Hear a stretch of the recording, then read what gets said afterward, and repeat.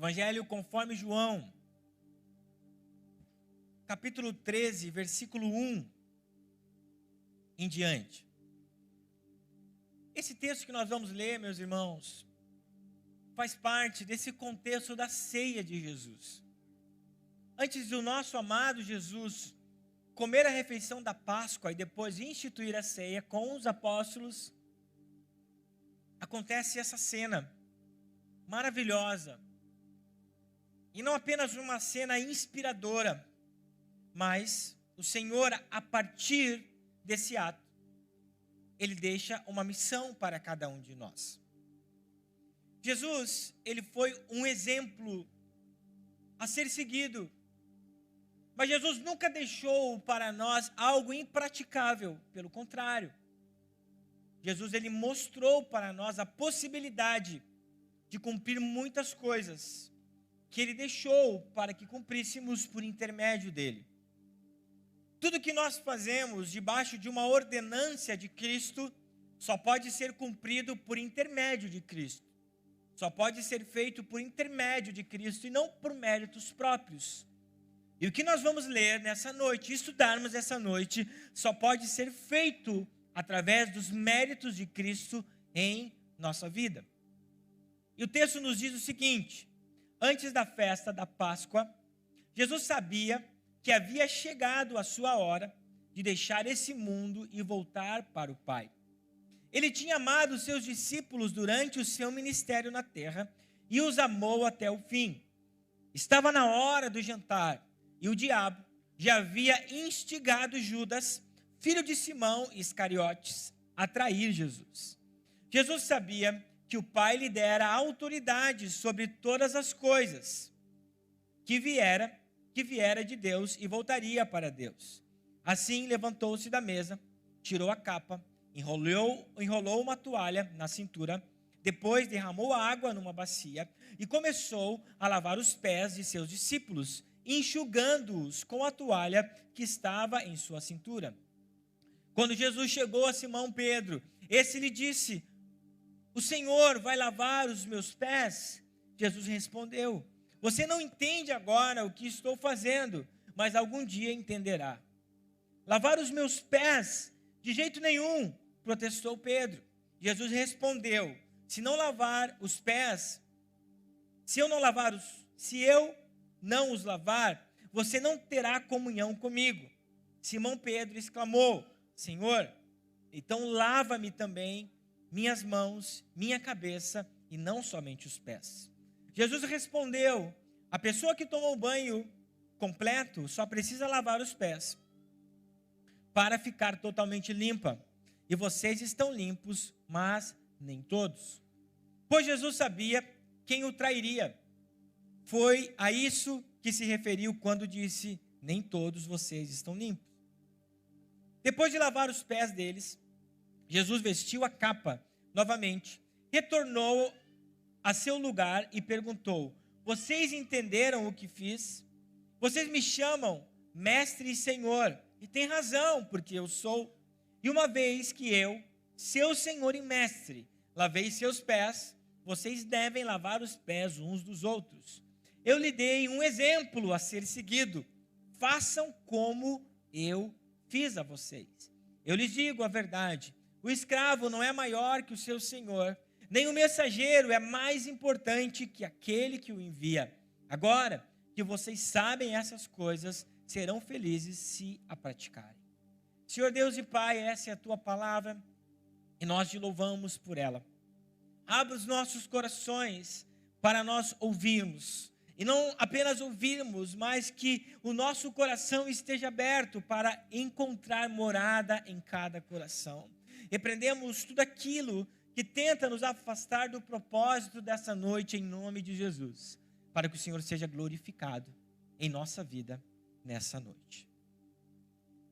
Igreja, essa passagem ela é muito tremenda em nossa vida, porque ela nos ensina sobre algo que nós devemos cumprir na vida uns dos outros. Veja que ainda nós estamos com um tema no templo e nas casas. Mas o que no templo e nas casas, pastor? a unidade que nós precisamos ter um para com o outro. E esse princípio que nós veremos nessa noite é algo fundamental, não apenas para nós vivermos em comunidade dentro da igreja, mas para que nós possamos nos relacionar de uma forma saudável em todas as esferas da nossa vida.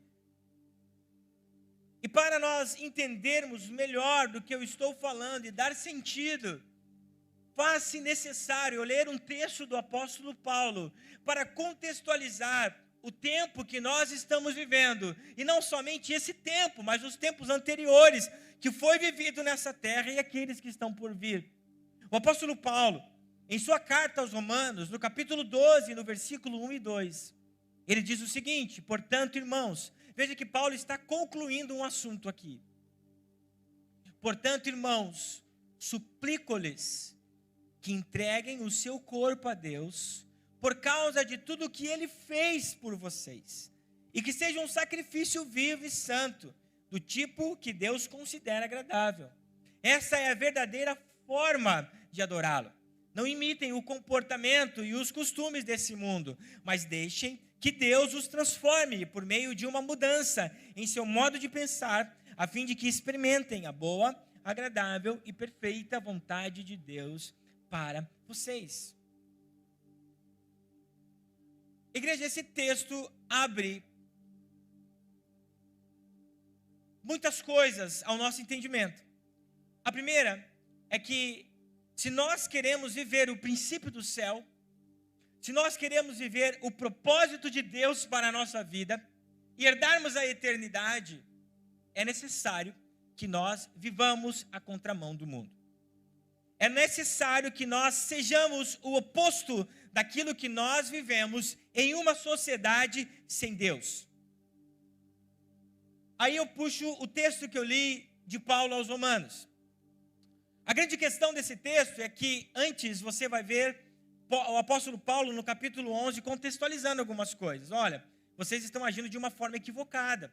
Vocês estão agindo, na verdade, como vocês agiam antes de conhecer Jesus. Vocês foram transformados pelo Evangelho, mas o posicionamento de vocês está equivocado. Paulo está falando nesse ponto, nesse portanto dele, sobre a adoração que eles estavam fazendo para Deus. E ele diz, olha, santifique as atitudes do seu corpo quando vocês oferecem ao Senhor. Ergam as suas mãos em adoração ao Senhor. Falem glória e aleluia em adoração ao Senhor. As canções que vocês cantam sejam para adorar ao Senhor. Aí nós precisamos entender o contexto social da época. Os romanos, quando praticavam o culto a seus deuses, eles faziam um culto aparente, para que quem estivesse ao seu lado pudesse dizer, uau, como esse cara é sensacional. Aí Paulo diz, não imitem o costume do mundo. Vocês já não são mais assim. Vocês precisam oferecer o seu ser ao Senhor. É algo que vem de dentro para fora, o seu espírito, o âmago da sua alma ao Senhor. Então Paulo está dizendo, olha, vocês não podem viver como o mundo vive. A sociedade que vocês viviam, o contexto social que vocês estavam, não faz mais parte da vida de vocês. Aí Paulo traz a chave hermenêutica, porque ele diz, para que vocês vivam isso, vocês precisam mudar a mente. Vocês precisam mudar a forma que vocês pensam. Vocês precisam mudar a maneira que vocês estão pensando que são as coisas. Mas esse mudar a mente não está relacionado a uma mudança humana, porque ele diz, deixe que Deus mude a mente de vocês. E a palavra conformeis, no sentido original do texto no grego, se diz o seguinte, não tenham a forma do mundo. Não pratique a mesma coisa que o mundo pratique. Não seja igual ao mundo. E quando nós não somos iguais ao mundo, porque somos nova criaturas, fomos regenerados pelo Senhor, nós começamos a experimentar aquilo que é bom, aquilo que é agradável e perfeito da parte de Deus para a nossa vida. Então, igreja, se nós queremos viver o princípio dos céus, nós precisamos compreender que devemos ter um novo estilo de vida que agrade a Deus. Jesus, quando ele faz a oração sacerdotal em João capítulo 17, Jesus disse: olha, não tira eles do mundo, meu Pai, mas livra eles do mal. Eles não são desse mundo. As atitudes deles não podem ser igual a esse mundo, mas livra eles do mal. Igreja, e aquilo que nós aprendemos na palavra do Senhor vai totalmente à contramão do mundo. Como que nós vamos ser a favor da morte na concepção? É ir à contramão do mundo. E cada vez mais vai afunilar o negócio para o nosso lado, meu irmão. Cada vez mais, quando você se posicionar na palavra do Senhor, mais na contramão do mundo você vai estar. E esse estilo de vida que Jesus ensina através do ato do lava-pés na ceia é viver uma vida totalmente contramão do mundo.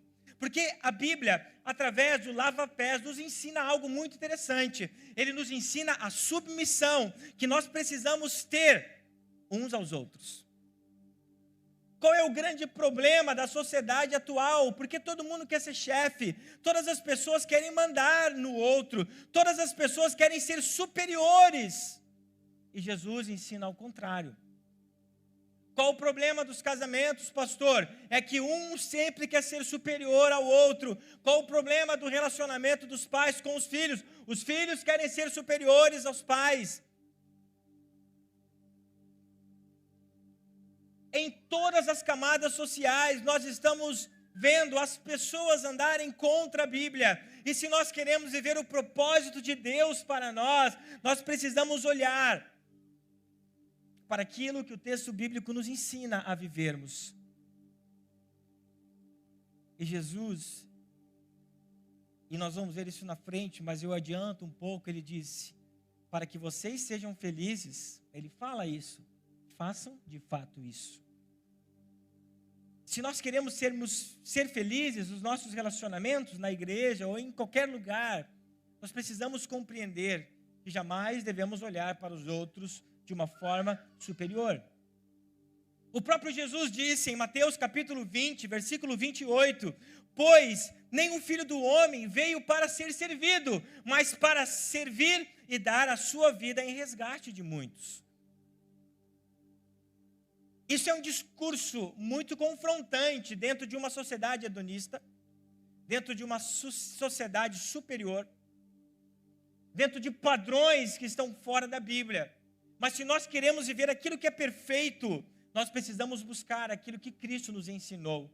Se nós queremos viver de bom grado entre nós, nos relacionamentos, nas esferas, com quem está do seu lado, com quem mora com você, entenda, aprender a viver uma vida não de superioridade, mas uma vida que está disposta a se entregar se for necessário. Quantos estão me entendendo? Então, é por isso que nós contextualizamos com aquilo que Paulo fala aos Romanos. Não sejamos a forma do mundo. Queremos ter relacionamentos perfeitos, vivamos como Cristo nos ensinou.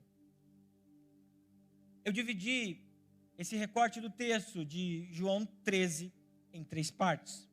A primeira está do versículo 1 até o 2, aonde João, na sua narrativa, faz questão de deixar algumas coisas bem evidentes para nós.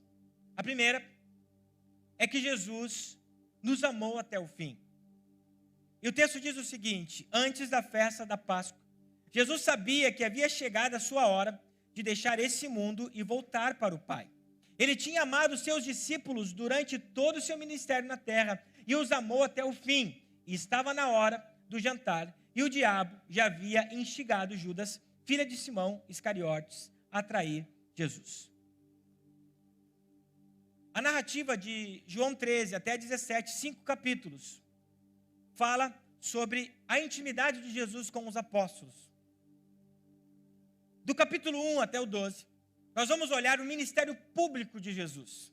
Aqui, nessas últimas horas de Jesus, é como se fechasse a porta e Jesus começasse a ministrar de uma forma íntima para os discípulos. Jesus ele está falando aqui sobre servir um ao outro. Depois Jesus fala sobre estar conectado na videira. Jesus fala sobre o Espírito Santo, sobre o Consolador. Fala que os discípulos seriam perseguidos pelo mundo. Então ele traz ali um grande discipulado. E esse discipulado acontece nas suas últimas horas de vida. Porque algumas horas para frente, Jesus seria levado como ovelha muda ao matadouro, morreria de uma forma dura, cruel, para salvar a humanidade, mas ao terceiro dia ele ressuscitaria. O apóstolo João relata e faz questão de falar algumas palavras que Jesus disse aos apóstolos. Ele diz que Jesus cumpriu a sua missão amando todos até o fim. Você pode dizer comigo todos? Nesse contexto, Jesus falava para os 12. Quem estava no meio dos 12? Alguém sabe? Judas. João está dizendo que Jesus amou todos até o fim, inclusive aquele que seria o motivo de Jesus ser entregue. Não que esse não fosse o plano do Pai, é claro que era, mas Jesus amou aquele que também iria traí-lo. Jesus disse que ele cumpriu a sua missão amando aqueles que até iriam rejeitá-los. Jesus morreu por toda a humanidade, mas não é toda a humanidade que o aceita. Veja que a morte de Jesus ela é universal, é para todas, mas ela também é direcionada. Somente aqueles que o aceitam se tornam filhos de Deus.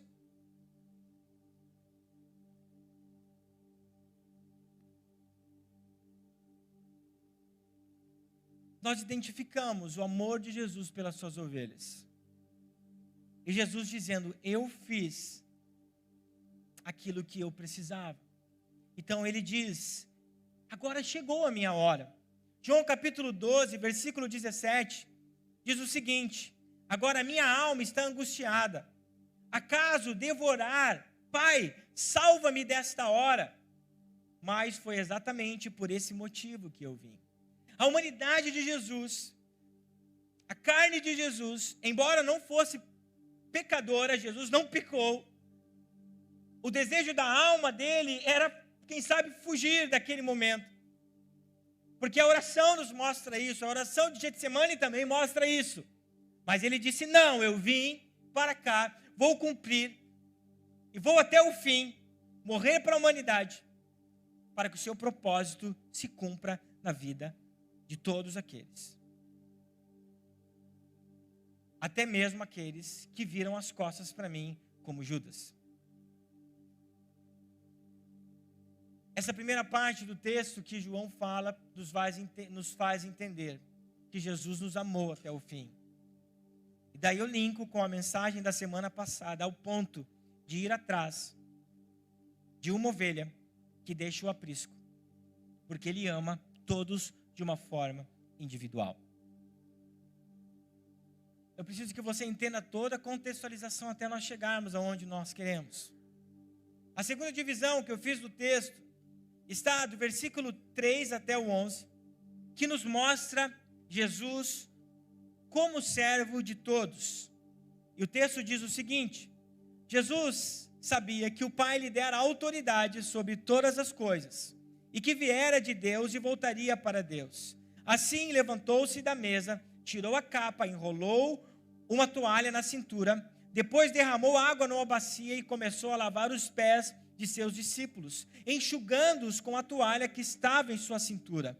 Quando Jesus chegou a Simão Pedro, este lhe disse, o Senhor vai lavar os meus pés? Jesus respondeu, você não entende agora o que estou fazendo, mas algum dia entenderá.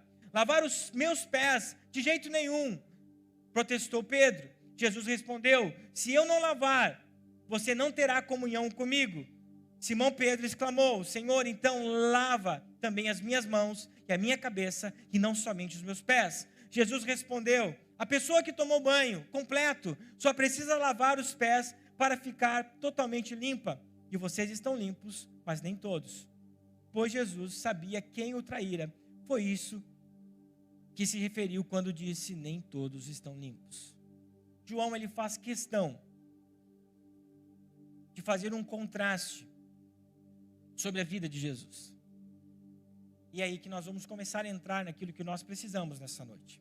João fala que Jesus recebeu toda a glória e toda a autoridade do Pai. João coloca Jesus no devido lugar que ele precisa estar.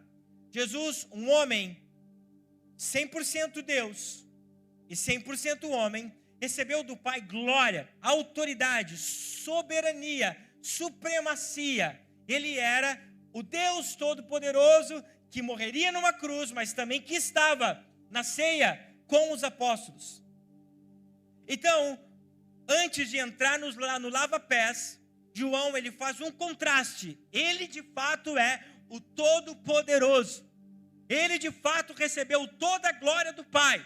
E nos versículos seguintes, ele diz que o Todo-Poderoso, que recebeu toda a glória do Pai, pegou uma toalha, amarrou na cintura, encheu uma bacia de água e começou a lavar os pés dos seus discípulos.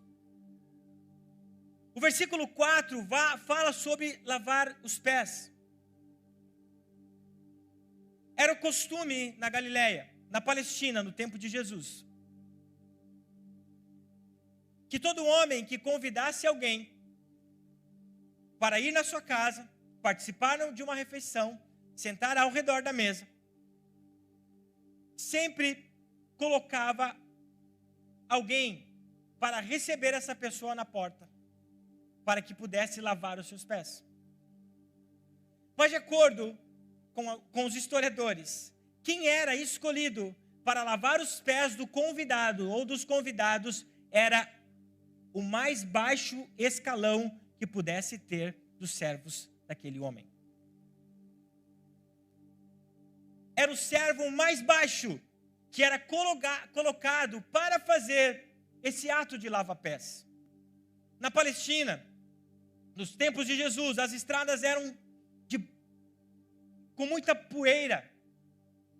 Eles usavam sandálias. E quando chovia, dava um lamaçal terrível. Por isso que era um ato não era um ato muito digno lavar os pés dos convidados de uma casa. Quando Jesus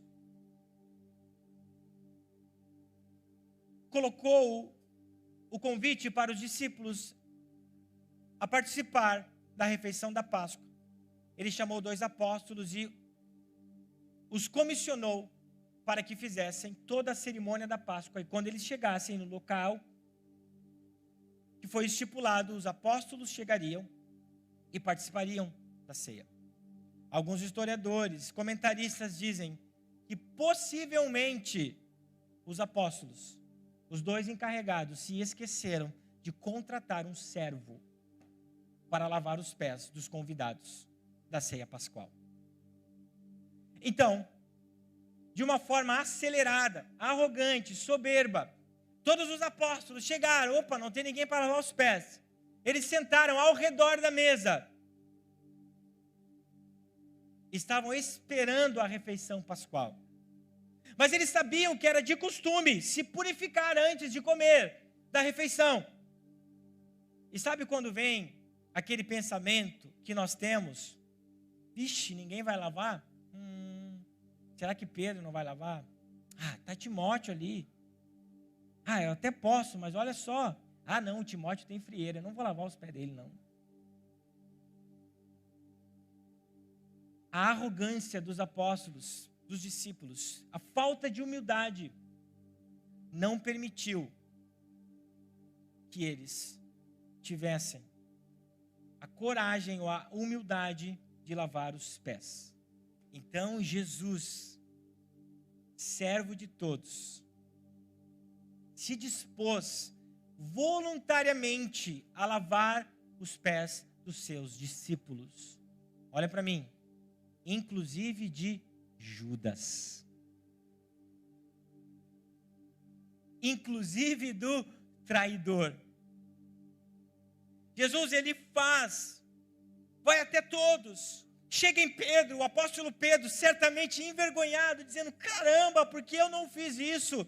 Eu sou líder entre eles, porque eu não me posicionei como o maior de todos e lavei os pés deles. Então Pedro, de uma forma vergonhosa, disse: não, Jesus, você não vai lavar os meus pés. E Jesus disse: cara, você não sabe o que você está fazendo. Você não está entendendo o que eu estou fazendo. Abro um parênteses para falar para vocês. Muitas coisas que Jesus fez na vida dos apóstolos, eles não entenderam na hora. Assim também acontece em nossa vida. Muitas coisas que Deus faz para conosco, nós não entendemos na hora. Só vamos entender o propósito depois que Ele se manifestar em nossa vida. Então, Jesus lavou os pés e Pedro respondeu: então lava-me por completo. E Jesus disse: não, cara, quem lavou, se uma vez por completo tomou o banho, só precisa lavar os pés. Simbolicamente, teologicamente, a Bíblia está nos ensinando que aquele que se batizou, o banho da salvação, o banho do batismo, já foi batizado. Depois só precisa fazer a manutenção, a santificação, confessando os seus pecados, lavando os pés todos os dias, pedindo perdão ao Senhor dos seus pecados todos os dias. Nós encontramos a figura, nesse momento, do servo Jesus lavando os pés dos seus discípulos, a figura do servo sofredor. Está no livro de Isaías 53. Abre para mim, por gentileza, Maicon. Isaías 53, do versículo 1 até o 12. Jesus se coloca como servo de todos, menor dos menores, aquele que em algumas horas seria colocado numa cruz, servo de todos. Isaías 53, que diz o seguinte: quem creu em nossa mensagem, a quem o Senhor revelou o braço forte, meu servo cresceu em sua presença, como tendo broto verde, como raiz em terra seca. Não havia nada de belo, nem de majestoso em sua aparência, nada que nos atraísse. Foi desprezado, rejeitado, homem de dores, que conhece o sofrimento mais profundo. Demos as costas para ele, desviamos o olhar. Ele foi desprezado e não nos importamos. Apesar disso, foram as nossas enfermidades que ele tomou sobre si, e foram as nossas doenças que passaram sobre eles. Pensamos que no seu sofrimento era castigo de Deus, castigo por sua culpa, mas ele foi ferido por causa de nossa rebeldia, esmagado por causa de nossos pecados, sofreu castigo para que fôssemos restaurados, recebeu açoite para que fôssemos curados. Todos nós devíamos, como ovelhas, deixadas os caminhos de Deus, para seguir os nossos caminhos. E, no entanto, o Senhor fez cair sobre ele os pecados de todos nós. Ele foi oprimido e humilhado, mas não disse uma só palavra. Foi levado como cordeiro para o matadouro, como ovelha muda diante dos seus tosqueadores, mas não abriu a boca. Condenado injustamente, foi levado embora. Ninguém se importou dele morrer, sem deixar descendentes de sua vida ser cortada no meio do caminho, mas ele foi ferido mortalmente por causa da rebeldia do meu povo. É esse servo que se colocou para lavar os pés daqueles que de forma arrogante não quiseram servir uns aos outros. Agora, a terceira e última divisão que eu faço desse texto primeiro foi, Jesus nos amou até o fim. Jesus, servo de todos. Que agora é a mensagem para nós. Nós, eu e você, servo de todos. Diga comigo: eu, servo de todos. Fala para o seu irmão: você precisa ser servo de todos. Aqui está a moral de tudo, igreja. do versículo 12 até o 17, Jesus diz, presta atenção em mim, gente. Quem não está trabalhando, se puder ficar sentado e prestar atenção em mim. Depois de lavar os pés deles, Jesus vestiu a capa novamente, retornou a seu lugar e perguntou, vocês entenderam o que eu fiz? Vocês me chamam de mestre e senhor, e tem razão, porque eu sou. Lembra aquilo que João enfatiza? Ele tem toda a glória, ele tem todo o poder. E uma vez que eu, seu senhor e mestre, lavei seus pés, vocês devem lavar os pés uns dos outros. Eu lhes dei um exemplo a ser seguido. Faça como eu fiz a vocês. Eu lhes digo a verdade, o escravo não é maior do que o seu senhor, nem o mensageiro mais importante que aquele que o envia. Agora que vocês sabem essas coisas, serão felizes se a praticarem. Jesus mostra para os apóstolos que continuava com toda a glória, com toda a majestade, que o Pai havia lhe concedido, que ele não deixou de ser mestre deles. Todavia, a dinâmica do mundo é diferente da dinâmica dos céus. O mundo quer ser servido, nós queremos ser servidos. Quem não gosta de ser bem servido, sim ou não? Quem não gosta de ser cuidado por alguém? Quem não gosta que alguém faça algo por você? Mas o nosso problema é que nós não estamos dispostos a fazer algo pelo próximo. O grande problema é que muitas vezes nós não estamos dispostos a fazer algo nem pelo nosso casamento, nem pelos nossos filhos, nem por aqueles que estão necessitados. Jesus disse, a dinâmica do reino é diferente, porque o maior deve servir o menor. Porque aquele que tem mais autoridade precisa seguir o melhor. E Jesus faz aquela analogia. O empregado não é maior do que o seu senhor. Eles entenderam. Sabe o que Jesus estava dizendo? Quando o dono, quando o patrão, quando o mestre faz alguma coisa, que por mais indigna que seja, o seu inferior não pode desqualificar aquilo que ele fez, dizendo que não vai fazer. Então ele precisa seguir fazendo a mesma coisa, por mais inferior que seja que o seu Senhor fez. Então, igreja, Jesus está falando sobre os nossos relacionamentos. Jesus estava falando sobre os relacionamentos dos apóstolos. Jesus estava falando sobre o relacionamento da igreja, que nós precisamos aprender a servir um ao outro, que nós precisamos aprender a lavar os pés uns dos outros, que nós precisamos não nos importar conosco, pensando que somos superiores, que somos os melhores, que somos os bons. Pelo contrário, se nós queremos ser os bons, nós precisamos servir aqueles que estão precisando. Você pode aplaudir ao Senhor por isso. Eu sei, igreja, que isso bate no seu orgulho. Eu não vou pedir perdão. Capaz que eu vou fazer isso. Quantos de nós já não pensou assim? Quem já pensou no capaz? Levanta a mão. Eu levanto as duas mãos. Se eu tivesse 4, eu levantava as 4. Capaz. Vai dizer que não veio uma vez na sua mente assim, capaz que eu vou fazer isso. Quem nunca pecou, que atire a primeira pedra. Quem já disse capaz, levanta a mão. Nós precisamos nos converter, igreja.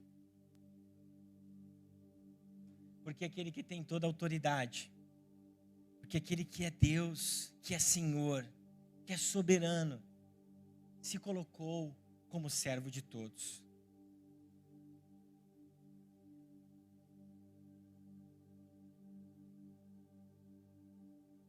E Jesus, ele faz isso, o ministério já pode subir. Faz isso. Não simplesmente faz. É muito interessante, eu realmente não me lembro, continue prestando atenção em mim. Eu realmente não me lembro. Deve ter, mas se tem, eu não me lembro. Jesus fazendo algo e dizendo para os discípulos fazerem a mesma coisa. A oração, tudo bem, mas coisas que ele fez. E Jesus disse: querem ser felizes? Pergunta para quem está do seu lado, você quer ser feliz? Eu sei, eu não gosto disso, de ficar, mas pergunta para 3 pessoas se você quer ser feliz. Agora é proposital. Você vai olhar, se você está do lado do seu cônjuge, você vai olhar para ele. Se não está, pode falar para a pessoa o seguinte. Você vai falar toda a pergunta para ele. Você quer ser feliz? Não pergunta ainda. Você quer ser feliz? Ele vai dizer, quero. Então diz para ele o seguinte: pegue a bacia e a toalha nas mãos.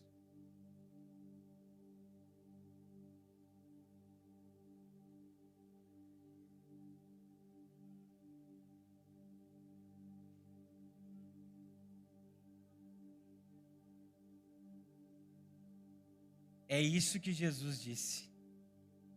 Se vocês querem ser felizes, façam a mesma coisa que eu fiz. Sirvam. Sabe, meus irmãos, eu aconselho muitos casais.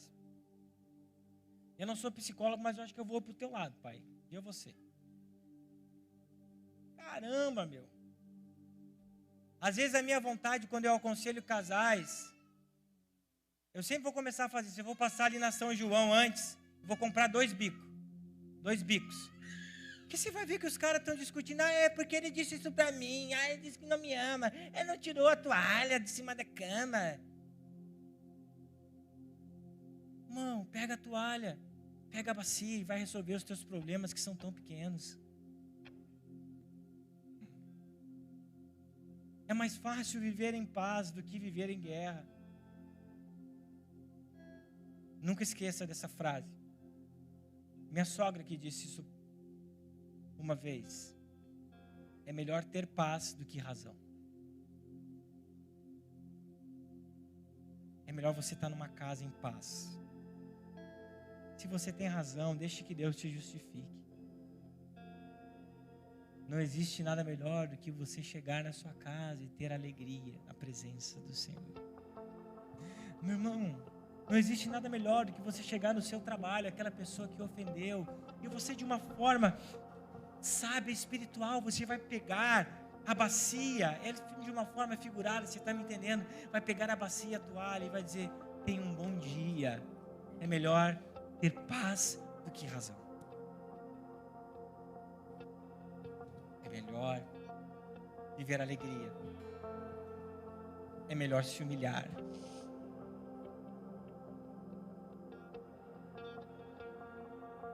Até porque o soberbo não vai herdar o reino dos céus. Bem-aventurados são os humildes, porque deles é o reino dos céus. Bem-aventurados os pobres em espírito, porque deles é o reino dos céus.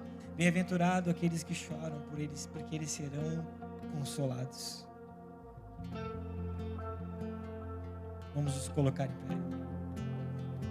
Vamos pegar a bacia, enchê-la de água. Vamos cingir as nossas cinturas com as toalhas. Vamos viver uma vida de paz, de perdão. É isso que Jesus disse. A felicidade está em servir. É nojento lavar pé de outra pessoa, sujo. E sabe, com algumas chagas, mas é curador. Quem sabe nessa noite,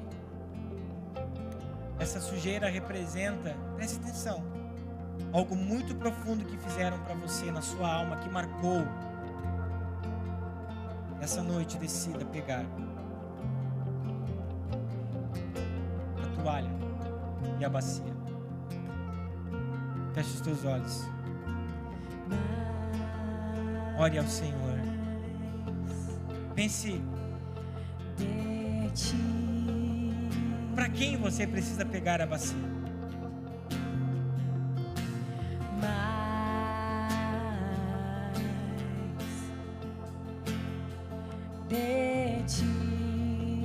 Nós só conseguimos quando Cristo está em nós.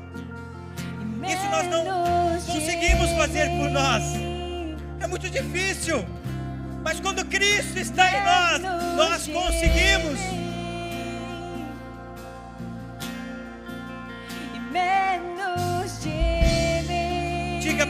o Senhor que o seu orgulho baixe. Menos Diga para o Senhor que a sua soberba baixe nessa noite. que Ele cresça, que eu diminua, que Ele apareça